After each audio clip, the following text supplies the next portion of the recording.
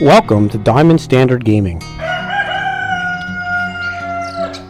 And if you heard that rooster crow, you know it's time to wake up and build something awesome. And today we're going to go ahead and we're going to start building an obby. We're going to put 10 different obstacles in it. And then cars and trucks and Ice Princess are going to go ahead and play through it. And hopefully you guys are going to watch and see how it looks. So what I'm doing here is I'm just doing the fill command.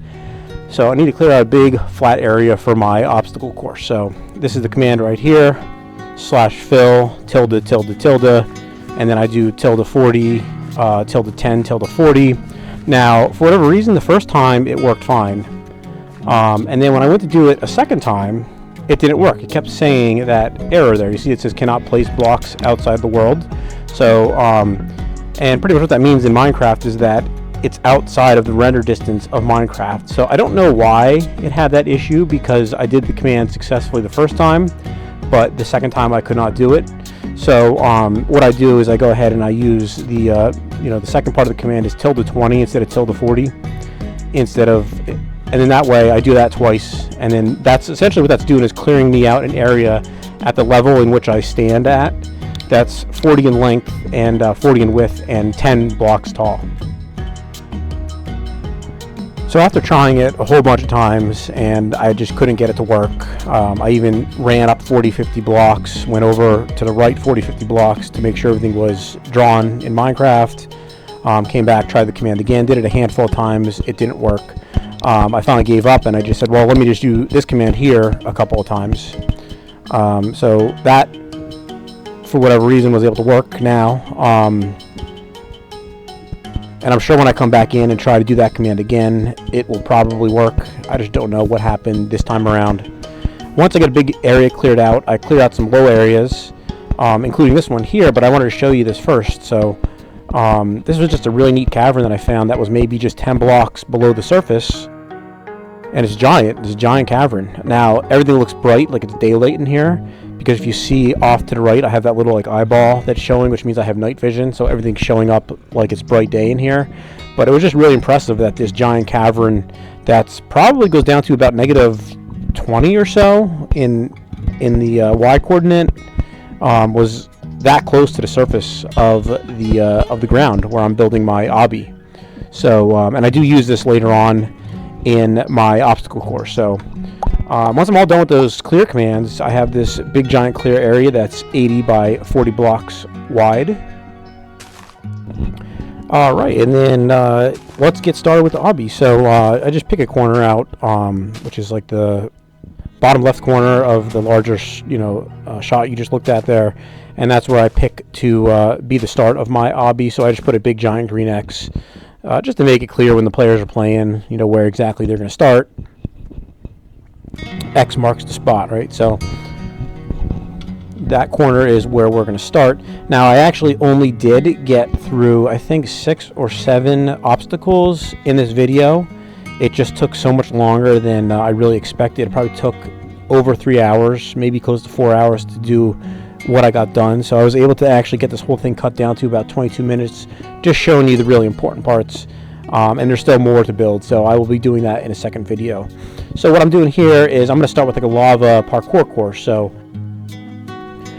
the direction the players are going to be moving is going to be in this direction right now that I'm facing. And what I'm going to do is I'm going to kind of dig out a little lava moat, and then I'm going to put a couple of blocks in there that are at the essentially at the same height as the lava. I think the biggest will be 3 spaces of lava, because that's fairly easy to jump. I think you could jump 4 spaces of lava or a cliff, but it's really challenging. So the goal is not to necessarily make it super challenging. It's more of a competition between 2 people and see who's a little bit more skilled and who could do the jumps a little bit better. So the goal is not to just cause the players to die on every try, but just make it a little bit of a challenge. So here it is after I got it all cut out, and you can see I'm even falling in here a few times, so it's not super easy. And that is the first obstacle as well, so we don't want to make it too difficult yet to start. So I go back here, up here to the left a little bit, and right here on this block that I'm looking at right now, I'm going to cut in like a little, like an alcove, and I'm going to fill it with lava and put a chest at the end of it. and then throw some healing potions. So this is kind of like a bonus if the players want to, you know, challenge themselves and go down here and grab the chest with healing potions. They can use them for later on in the obstacle course if they need a little bit of life, and maybe they'll save some time instead of having to resurrect and go back to, you know, the bed or whatever they last saved at. They can just quickly drink a healing potion and save a couple seconds of effort, or save a couple seconds off their time. And you can see here I'm trying to make the jump, and I really can't quite make the jump, so I don't know, maybe it's not actually possible, but I think because it's early in this obstacle course, they'll have plenty of life left, and if they do lose a couple of hearts, it shouldn't be a big problem. They should still be able to reach the chest, get the healing potions, and then get back to the obstacle course. Now I'm going to eventually also build up the walls on this obstacle course a little bit more, because I want to corral the player in a certain direction. I don't want them just to be able to jump wherever they want. And there are also certain rules in here, like we're not going to be using, you know, pickaxes and stuff like that to you know, break whatever blocks we want. The goal is to play it as the way everything is set up. So that's one of the rules, is you're not allowed to break any of the blocks that are currently, you know, placed in the obstacle course.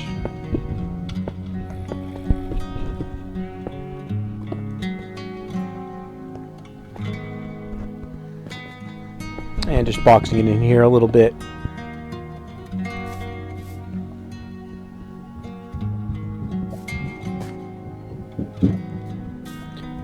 So I tried to do a combination of, you know, a couple like parkour type courses. You'll see in a little bit I did a, you know, a roller coaster challenge as part of this obstacle course.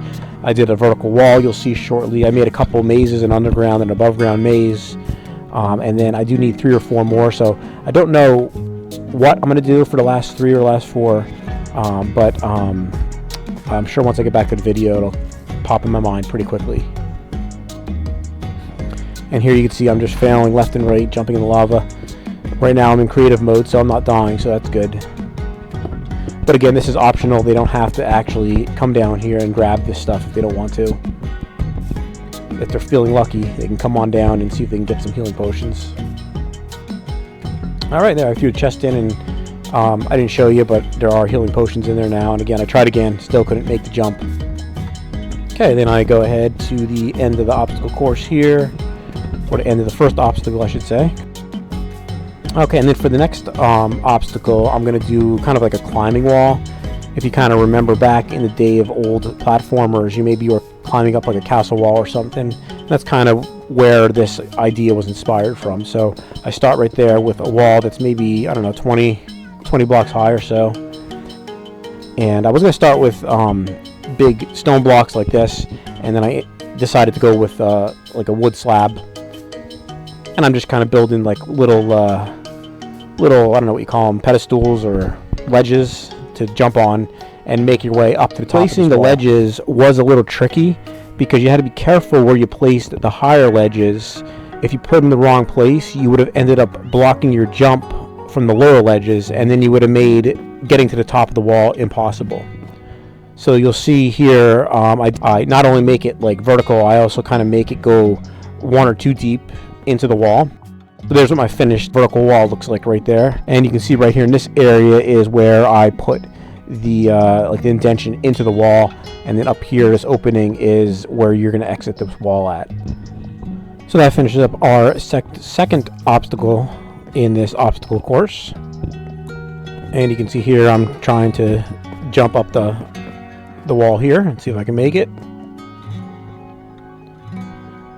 You can see how I went into the wall right there, and I made it up to the top. Here's a long jump. Let's see if I can make this one.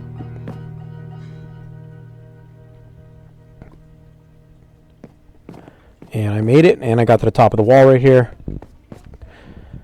Alright, and then here's where we're going to go ahead and build our next obstacle. So this next obstacle is going to kind of be like a dark maze, I guess you can call it. So I build this big long ledge out right here. And then what I'm going to end up doing is I end up boxing it all in. And I only make the inside of it, exactly 2 blocks high, so just tall enough for a guy to walk in there. There's what the wall's built up.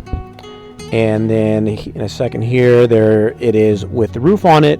Now I do go ahead and change it to obsidian in a little bit. I'm not going to show you that step in itself, but I just wanted it to be a lot darker inside. And I was kind of confused here for a second because I was like, why is it so light in here? And then I realized that I still have the night vision on, which is that little eye that you see right to the right hand side of the screen there.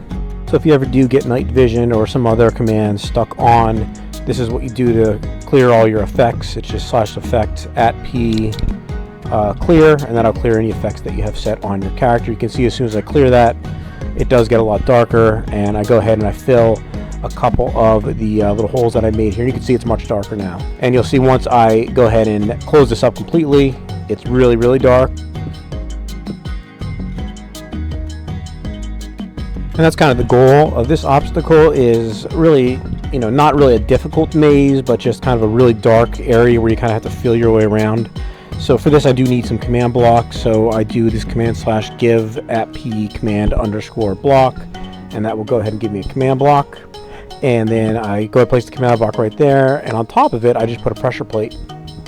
And what I'm going to do with this is that little doorway that I'm walking through right now, once you step on this pressure plate and set off the command block, it will close up the door essentially, or the wall behind you, and then you will have to find your way through pretty much a very, very dark. Here's the command that I'm using to close up the doorway: /fill 1180 1051 1181 1051 stone bricks. So it'll fill up that doorway that I just walked through with 2 stone bricks.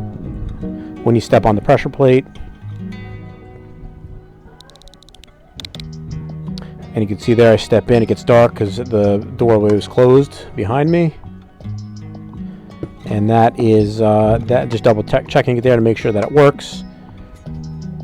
And then I will do something very similar at the end of this, where there'll be another pressure plate and another command block that will open the exit door when you reach it. Here I went through, and I didn't show you, but I changed everything from the stone blocks to obsidian, just so it was even darker inside. Because again, I really just want it to be, not hard, but really dark, and something that will kind of waste a little bit of someone's time if they're trying to get through this obstacle. I don't want to make it super easy, but I also don't want them to die on every attempt. So this will just waste some of their time. I'm just showing you here with the top open, you can see kind of what the maze looks like. And then here's that command block I'm putting in for the exit door. And you'll see here in a second, the command for this is, again, the dimensions, /fill the dimensions, and then in this case I'm using air instead of a block because I want to open up the doorway.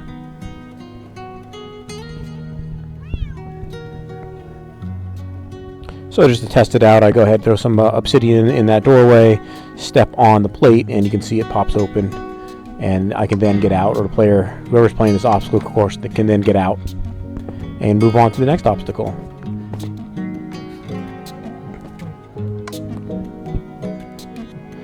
And here I'm kind of running through it still with the roof open. You can see it's not that dark. It's actually a little bit lighter on my screen than it is in this video. But you can see definitely with the roof open, it's easy.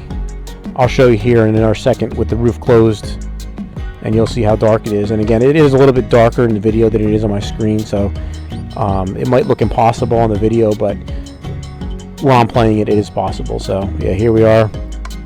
Yeah, to me right now, at least when I'm doing this recording and looking at the playback, I really cannot see anything on the screen at all. But when I was playing it in Minecraft, I can kind of make my way around a little bit inside this dungeon.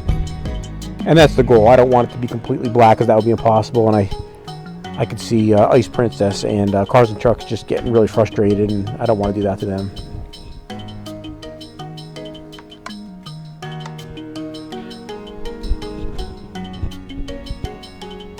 And I'm kind of trying to find my way around and moving around inside here.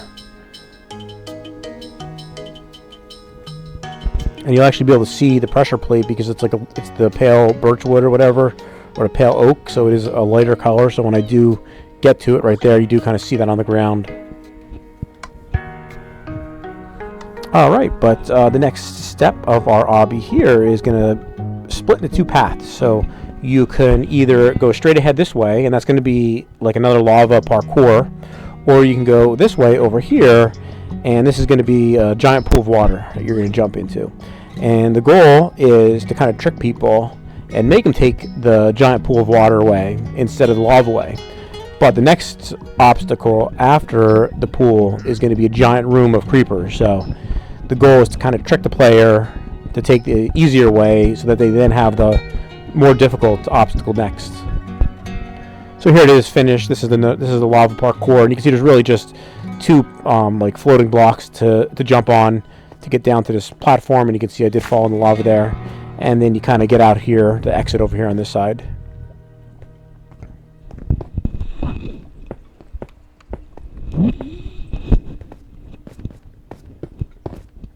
And then over here on this side I'm working on the pool of water. So I go ahead and dig out this little pool of water. You know, from up on top of this pedestal it looks safe. It's like, oh, I can jump right in there, not have to worry about anything.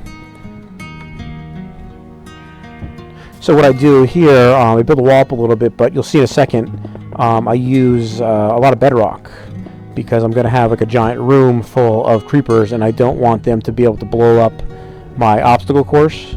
So I go ahead and switch over to bedrock and build the walls out of that.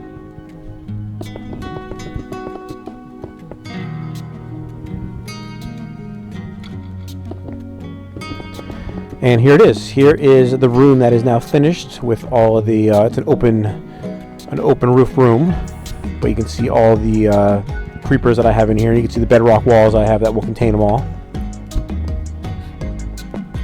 And what I do in a second here, you'll see I put 3 buttons in. So what there will be is 3 buttons on the far wall when you come into this room, and they are right there. Hold on, I think I'll give you a shot. There's a 3. One of them is kind of right behind the creeper's head. And in this case, the leftmost button is the one that actually opens the door. The other 2 buttons are just trick buttons that, you know, hopefully will waste some time for the player and maybe get the creepers to chase after them. But if they get it right and they click that leftmost button first, hopefully they can run here to the exit and then get out without being blown up. I grabbed another command block there and I put a pressure plate on top of it. So this is the wall outside of the exit of that creeper room. And what happens is I'm going to set this up so that when you step on it, it closes that door that was just opened. And this is the fill command for that. You can pause it if you need to see, but it's very similar to all the other fill commands that we've been doing. That way, you know, hopefully as you run out, you don't have to turn around and close the door or anything. And, you know, once you get past that point, you'll be safe from the creepers.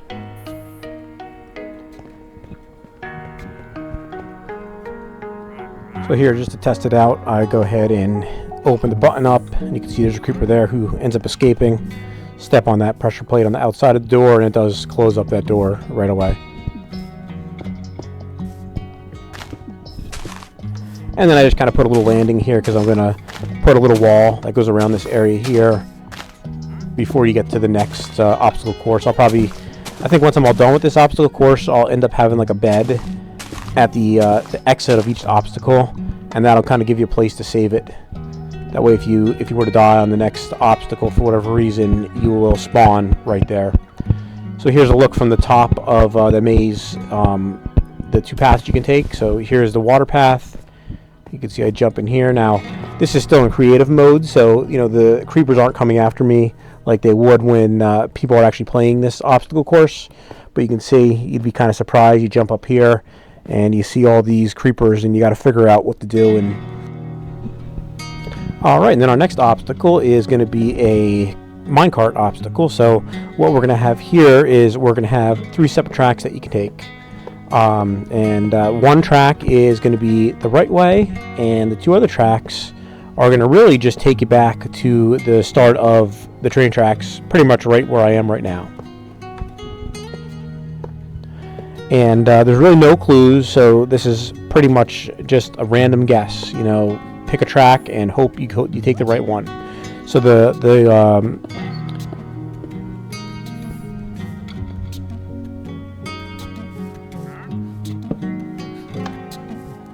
So I go ahead and I throw a couple levers in. So when the player gets here, there's going to be a minecart at the start of the track, kind of behind me here. And I put 2 levers in, that way they can configure it to go down whatever track they want to go down. That way we don't need to have separate minecarts for every track.